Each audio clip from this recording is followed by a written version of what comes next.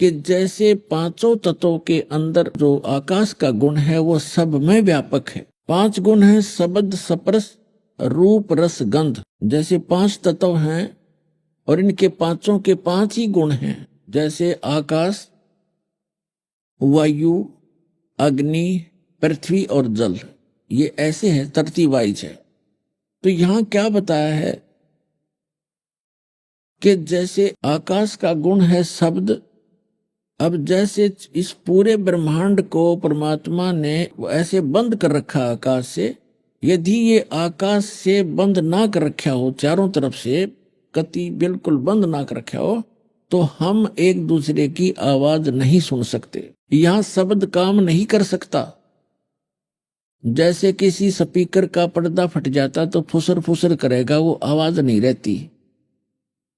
तो उसके बाद जो आकाश का गुण है शब्द और वायु का गुण है स्पर्श, जैसे हवा लगती है ठंडी और गर्म, और अग्नि का गुण है रूप, जैसे अग्नि बकड़ बकड़ बलती है, और पृथ्वी का गुण है गंध। अब जैसे शब्द जो है आकाश का गुण है, और वायु जब चलती है उसमें सरसर की आवाज आती है, तो वायु के अंदर भी उस शब्द का गुण विद्यमान है, यानी शब्द उसमें कांस्टेंट है, अभिन्न नहीं है। ऐसे अग्नि जलती है तो बकड़ बकड़ की आवाज आती है, तो उसमें शब्द साथ है, शब्द का गुण उसके अंदर साथ है।